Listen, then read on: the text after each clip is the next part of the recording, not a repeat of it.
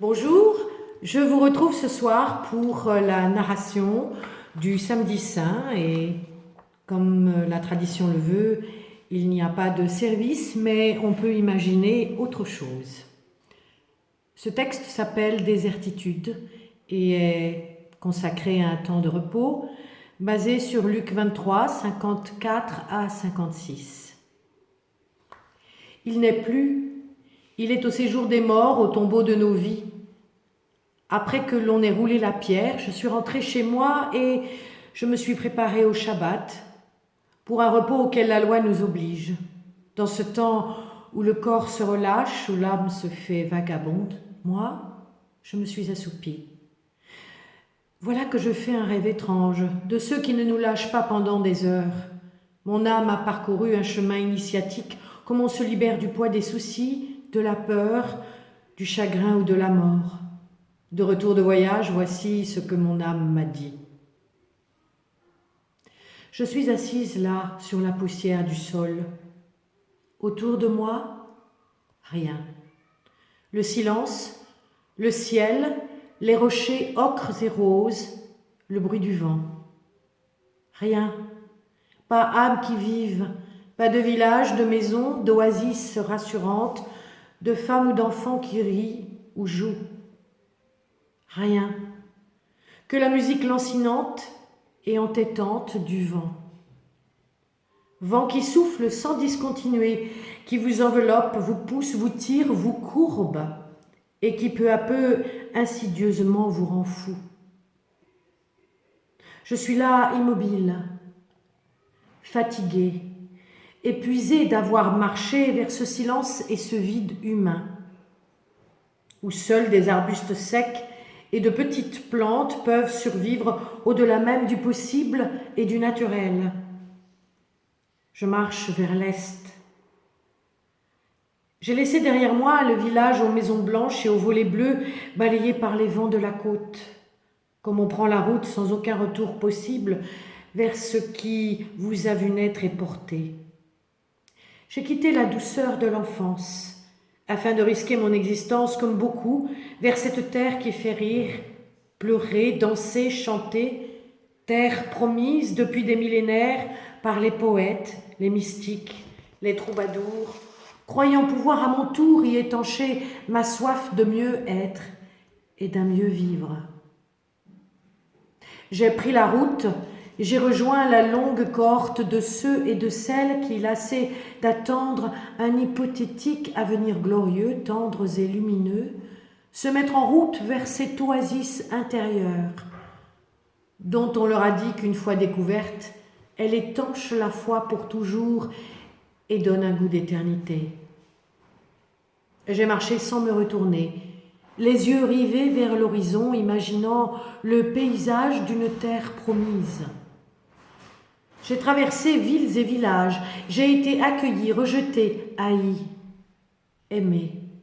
J'ai reçu, donné, souffert. J'ai ri, j'ai pleuré. J'ai vécu et je suis morte. Mais j'ai toujours inlassablement continué. J'ai poussé ma route toujours plus loin vers cette steppe desséchée, là où rien ne pousse, excepté la résistance et la capacité de survivre au pire.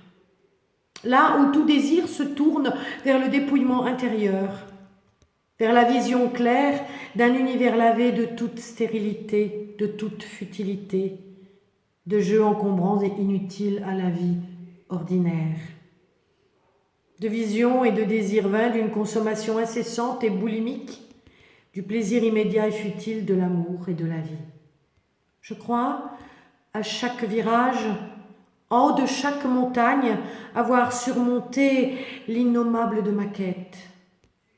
Mais rien, il n'y a rien que cette longue plaine morne et stérile qui s'étend sous mes yeux, et la musique du vent qui joue avec les arbustes et les roches déchiquetées par l'érosion. Le vent joue maintenant avec mes cheveux. Il soulève la poussière du sol. Il pique ma peau et mes yeux. Il s'incruste partout, fait voler ma chemise. Il cherche à dénuder mon corps, promis à une mort certaine, et vaincu par le désir de vivre un amour trop grand pour moi. Je tombe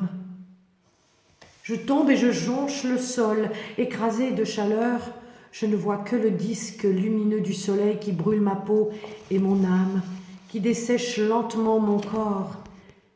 Et s'il n'y a rien, le vent avec sa mélopée lancinante continue, lui, tel le chant des sirènes à me bercer. Il m'emporte au-delà de cet univers connu, aux frontières du visible. Croyant me laisser aller à l'au-delà, je ferme les yeux. Ma course s'achève là, au cœur de nulle part. Je lâche prise, portée par la musique qui m'emporte au-delà de la frontière de ce que je connais et de ce que je sais. Cette musique lancinante me porte à présent, et je sens mon corps bercé lentement par un rythme venu de je ne sais où. Mais rien, je ne ressens plus rien.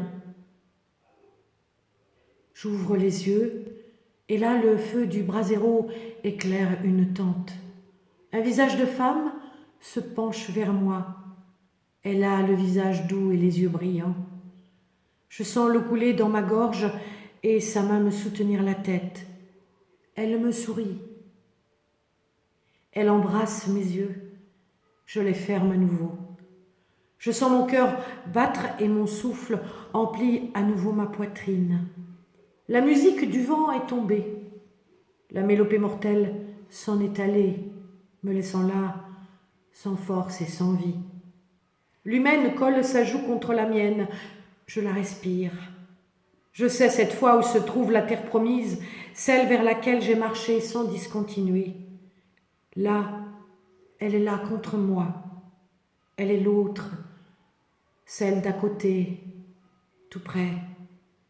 J'ai marché sans faillir vers cet autre moi-même, et sous mes yeux, il se présente sous une forme humaine. Une femme comme moi, mais différente. Mais autour de moi, il n'y a toujours rien.